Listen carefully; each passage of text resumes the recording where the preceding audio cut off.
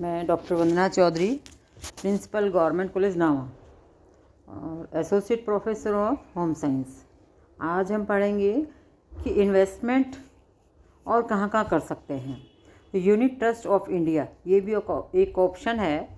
अभी हमने पिछली क्लास में पढ़ा कि LIC के द्वारा भी हम अपने आर्थिक रूप से सिक्योर कर सकते हैं अपने परिवार को। इसके अलावा अपने पैसों को इन्वेस्ट करके सुरक्षित रख सकते हैं। उसका एक तरीका, एक और ऑप्शन है unit trust of India. Unit trust of India जनता के धन के विनियोजन का एक बहुत ही विश्वसनीय साधन है। इसमें गरीब हो या विभिन्न आय के लोग, चाहे वो अमीर हो, अपनी बचत की राशि का इन्वेस्टमेंट करके फ़ायदा उठा सकते हैं। 1964 में भारत की सरकार ने इसको आरंभ किया था। इस धन से सरकार विभिन्न उद्योगों, व्यापारों के विकास में पैसा लगाती है और उससे जो फ़ायदा मिलता है, लाभ मिलता है, उसका 90% भाग इन्वेस्टमेंट करने वालों को देती है। और इस तरह से इन्वेस्ट किया हुआ पैसा सेफ रहता है, सुरक्षित रहता है। अधिकतम लाभ पैसा लगाने वाले को मिलता है। यूनिट ट्रस्ट ऑफ इंडिया में निम्न योजनाएं आती हैं, जैसे यूनिट योजना, पुनर्नियोजन योजना, कैपिटल यूनिट योजना, यूनिट बंधन बीमा योजना। यूनिट योजना क्या है? यूनिट योजना ट्रस्ट ऑफ इंडिया के इस योजना में 10 रुपये, एक यूनिट के 10 रुपये होते हैं। एक व्यक्ति को कम से कम 10 यूनिट खरीदना आवश्यक होता है। मतलब 10 के 10 यूनिट हो गए तो 100 रुपये। अर्थात इस योजना में कम से कम 100 रुपये आप इन्वेस्ट कर सकते हैं, कम से कम। और अधिकतम सीमा इसकी निर्धारित नहीं है, अपनी मर्जी से हम जितना पैसा चाहे इसमें लगा सकते हैं यूनिट स्कीम में। तो एक यूनिट को बोलते हैं, 10 रुपये को एक यूनिट बोलते हैं। और ये यूनिट हम किसी एजेंट के द्वारा या डाकघर से भी खरीद सकते हैं, बैंक से खरीद सकते हैं। और वर्ष के अंत में इन यूनिट्स का हस्तांतरण होता है, वार्षिक लाभ उसको मिलता है। और ये एक सीमा तक इससे प्राप्त पैसा आयकर से मुक्त होता है। वित्तीय वर्ष 1 जुलाई से आरंभ होकर 30 जून को समाप्त होता है। यूनिट ट्रस्ट का सेकंड जो है पुनर्नियोजन योजना कहलाते हैं, री इन्वेस्टमेंट। 1966 में ये शुरू हुई। इसमें यूनिट धारकों के चाहने पर यूनिट पर 1 वर्ष के बाद मिलने वाला लाभांश उसको दोबारा पुनर्नियोजित कर सकते हैं। मतलब यूनिट अपनी बढ़ जाएगी, फिर जितना लाभ मिला है 1 साल में उस लाभ को भी हम वापस लगा सकते हैं। तो इसको कहते हैं पुनर्विनियोजन योजना। फिर है कैपिटल यूनिट योजना।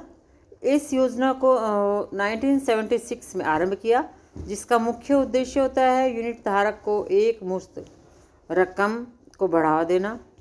इसमें मूल्य 100 रुपये कैपिटल यूनिट होती है, जिसका मूल्य 100 रुपये होता है। यूनिट धारक को 100 के गुणांक में ही यूनिट कैपिटल क्रय करना पड़ता है। लाभ भी 100 के गुणांक में मिलता है।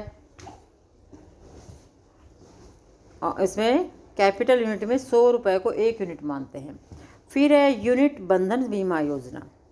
यूनिट बंधन बीमा योजना, इसमें यूनिट ट्रस्ट ऑफ इंडिया द्वारा 1971 में इसको शुरू किया।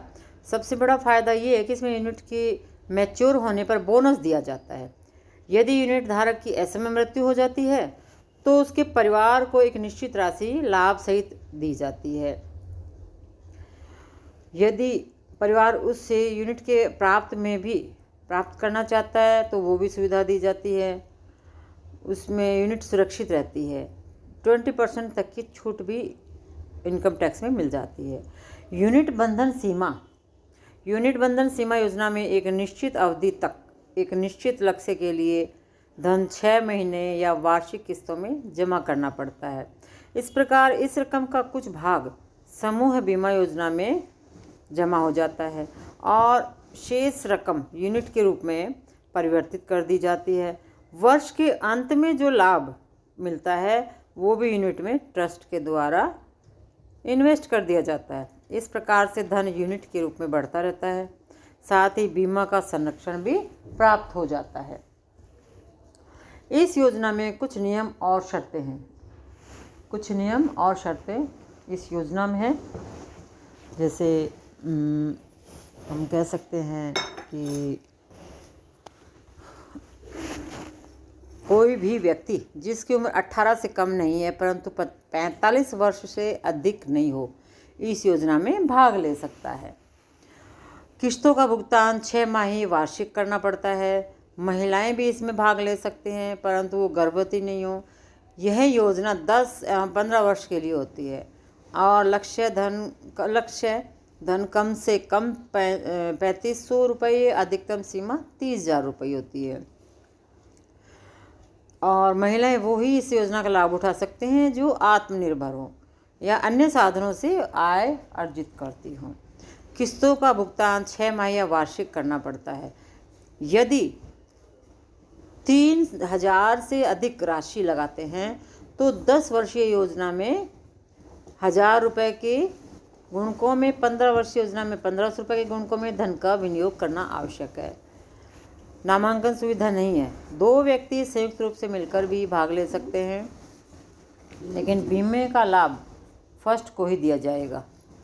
निश्चित अवधि पूरी होने पर लक्ष्य राशि लाभ सहित भुगतान कर दी जाती है और यूनिट्स प्रमाण पत्र के साथ बीमा धारक को दी जाती है। फिर ये तो हो गई यूनिट ट्रस्ट ऑफ इंडिया। अब है भविष्य निधि योजना, प्रोविडेंट फंड। ये एक अनिवार्य बचत योजना है। सरकारी, अर्ध सरकारी, गैर सरकारी या निजी संस्थाओं में काम करने वाले कर्मचारियों के लिए अनिवार्य बचत योजना है। उन्हें अपने सेवा का प्रथम वर्ष पूरा होने के बाद प्रोविडेंट फंड में पैसा जमा कराना पड़ता है। इसमें जमा की जाने वाली राशि कर्मचारियों के वेतन से सीधे ही काट ली जाती है। उन्हें बचत करने के लिए बहुत अधिक भार नहीं उठाना पड़ता। ये योजनाएं निम्न प्रकार की होती हैं। नंबर 1 है, पहला है सामान्य भविष्य निधि योजना, जनरल प्रोविडेंट फंड, जीपीएफ जिसको बोलते हैं। आपने सुना होगा कि कोई भी घर में कोई सर्विस करने वाला है तो वो बताता है कि जीपीएफ में मेरा इतना रुपया कट गया या जीपीएफ से हम लोन ले लेंगे। तो जीपीएफ जो है वो कहलाती है सामान्य भविष्य निधि योजना। ये योजना मुख्यतः सरकारी कर्मचारियों के लिए है। सन 1965 से सरकार द्वारा इसे अनिवार्य कर दिया गया। सभी कर्मचारी, चाहे वो स्थायी हो या अस्थायी, उन्हें अपने सेवा काल में 1 वर्ष पूरा होने के बाद उनके वेतन से एक निश्चित राशि की कटौती करके जीपीएफ के खाते में डाल दी जाती है और ये समय समय पर परिवर्तित होती रहती है। जैसे जैसे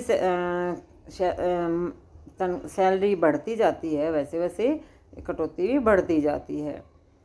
इस खाते का हिसाब किताब कर्मचारी के खाते द्वारा रखा जाता है और एक क्रमांक कर्मचारी को दिया जाता है, खाता क्रमांक जिसको बोलते हैं।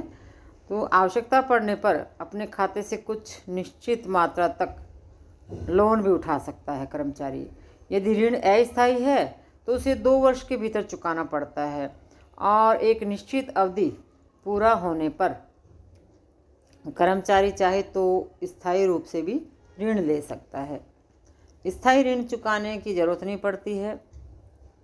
सामान्य भविष्य निधि योजना का मुख्य उद्देश्य कर्मचारियों को एक मुश्त राशि प्रदान करना, क्योंकि सेवानिवृत्ति के बाद उनकी आय वैसे भी बहुत कम, आधे से भी कम हो जाती है, तो ये राशि वृद्धावस्था में काम आती है।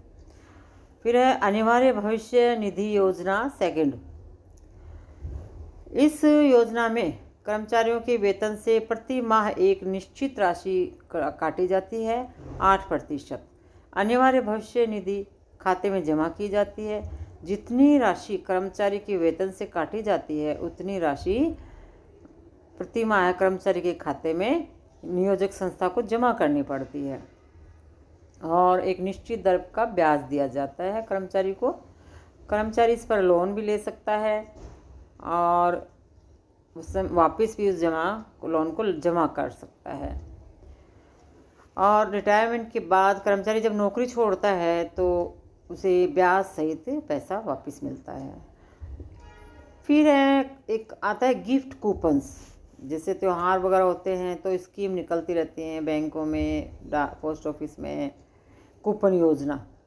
तो अपने नाते रिश्तेदारों को, प्रियजनों को शादी विवाह में, जन्मदिन पर, मुंडन आदि अवसरों पर उपहार कूपन भेज सकते हैं। उपहार कूपन रंग बिरंगे विभिन्न मूल्यों के होते हैं। डाकघर में 100 रुपये से लेकर 50,000, 1 लाख रुपए तक मूल्य के उपहार कूपन खरीद सकते हैं। लास्ट है शेयर्स, जिनको बोलते हैं अंशदान। बड़े बड़े उद्योग धंधे, कल कारखाने, उनको चलाने के लिए एक बहुत बड़ी मात्रा में पूंजी की आवश्यकता होती है। इतनी बड़ी मात्रा में पूंजी लगाना किसी एक व्यक्ति के लिए कठिन हो जाता है, तो इसलिए छोटे छोटे हिस्से कर दिए जाते हैं कंपनियों की पूंजी के, जिनको शेयर कहा जाता है। शेयर खरीदने वाला व्यक्ति उस कंपनी का हिस्सेदार कहलाता है। कंपनी को उद्योगों से जो लाभ मिलता है वो शेयर धारकों के बीच बराबर बांटा जाता है। इस तरह से बचत का धन शेयर में इन्वेस्ट करने के लिए भी निश्चित मात्रा में शेयर धारकों को लाभ मिलता है।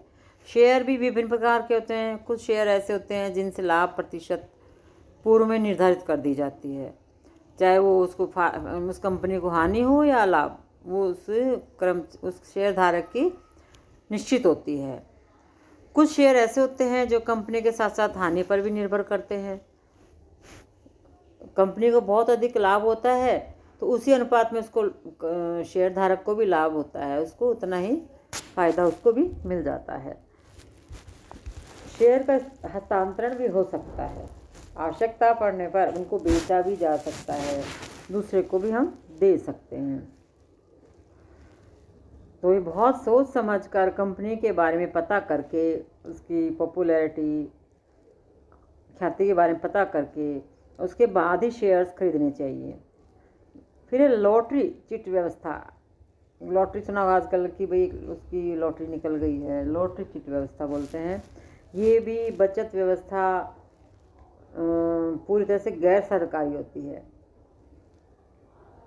इसमें कुछ आपसी जान पहचान वाले लोग, एक संख्या में काम करने वाले लोग, एक ही मोहल्ले के लोग अपने बचत की राशि को इकट्ठा करके बैंक में जमा कराते हैं। लॉटरी चिट व्यवस्था में जितने भी सदस्य होते हैं उन सब में आपसी समझ, हैसियत अनुसार एक निश्चित राशि प्रति माह आवश्यक रूप से जमा करनी पड़ती है। जितने सदस्य होंगे प्रति माह उतने ही उनके हिस्से जमा होंगे। और फिर लॉटरी द्वारा एक चिट निकाली जाती है। जिस सदस्य की चिट निकलती है उसको वो पूरी राशि एक साथ दे दी जाती है। इस तरह से अगले महीने फिर चिट निकाली जाती है। तो ये क्रम चलता रहता है बारी बारी से। यदि किसी को बहुत अधिक आवश्यकता है तो सर्वसम्मति से वो पैसा उसको दे दिया जाता है, वो चिट व्यवस्था है। और इसमें ये फ़ायदा है कि एक मुश्त पैसा मिल जाता है, कोई ब्याज नहीं चुकाना पड़ता, जबकि डाकघर, बैंकों में ब्याज चुकाना आवश्यक होता है। तो ये योजनाएं गृहिणियों के लिए बहुत अच्छी है, इसको बोलते हैं चिट व्यवस्था। इस तरह से हमने देखा इन्वेस्टमेंट कितने प्रकार से हम कर सकते हैं, इसको हमने अभी देखा है। अब हम आगे देखेंगे नेक्स्ट क्लास में नेक्स्ट टॉपिक।